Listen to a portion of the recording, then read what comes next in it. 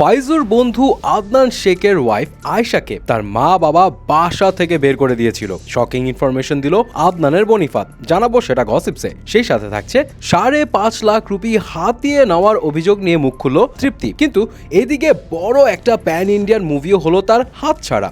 সবশেষে থাকছে গোবিন্দা কি তার সাথে ঘটে যাওয়া দুর্ঘটনা নিয়ে কোনো কিছু লুকাচ্ছে, পুলিশের কাছে কি তবে সে ফাঁসতে যাচ্ছে। প্রথমে আসি ফাইজুর বন্ধু আদনানের কাছে।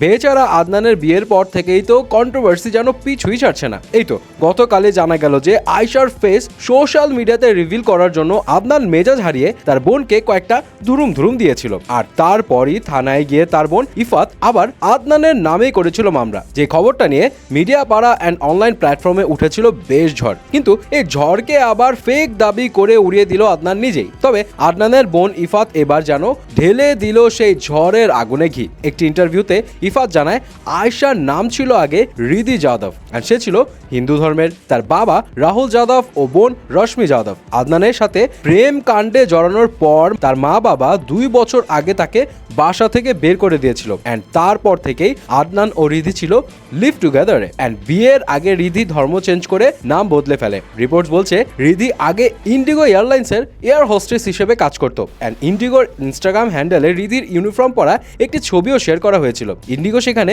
রিধির প্রোফাইলকে ট্যাগও করেছিল, কিন্তু পরে সেই প্রোফাইল হাওয়া হয়ে যায়। যেহেতু রিধি তার ধর্ম চেঞ্জ করেছে অ্যান্ড পুরো বিষয়টাই ছিল সবার আড়ালে, সো সেই জন্যই হয়তো আদনান চেয়েছিল তার ওয়াইফের মুখ সোশ্যাল মিডিয়াতে যেন কেউ না দেখে। ওয়েল, আদনান আর তার বোনের এই নাটক কতদিন চলে সেটাই এখন দেখার বিষয়। কিন্তু এদিকে তৃপ্তি দিমরিকে নিয়েও নাটক কিন্তু কম হচ্ছে না। রিসেন্টলি জয়পুরে নারী উদ্যোক্তাদের একটি ইভেন্টে মেইন গেস্ট হিসেবে আসার কথা ছিল তৃপ্তির। অ্যান্ড এটাও বলা হয় যে সে 5.5 লাখ রুপি অ্যাডভান্সও নিয়েছিল। কিন্তু লাস্ট মোমেন্টে কথা দিয়ে সে ইভেন্টে না আসায় ইভেন্ট হয়ে যায় ক্যান্সেল। অ্যান্ড সেখানে থাকা নারী উদ্যোক্তারা তৃপ্তির উপর হয়ে যায় ক্ষিপ্ত, করেন বয়কট। তবে এই ক্লেমকে রিফিউজ করে দিল তৃপ্তি তার স্টেটমেন্টে। তার কথা হলো যে সে জয়পুরে গিয়েছিল তার আপকামিং মুভি ভিকি বিদ্যা কা वो वाला ভিডিওর প্রমোশনের জন্য নির্ধারিত সবগুলো ইভেন্টে। অ্যান্ড এই নির্ধারিত ইভেন্টের বাইরে তিনি আর কোনো অন্য ইভেন্টে যাওয়ার কথা বলেনি। অ্যান্ড কোনো টাকাও তিনি নেননি। তার মানে তৃপ্তির দাবি এগুলো সবকিছু মিথ্যা। মনে হচ্ছে বেচারের সময়টা ভালো যাচ্ছে না। এই তো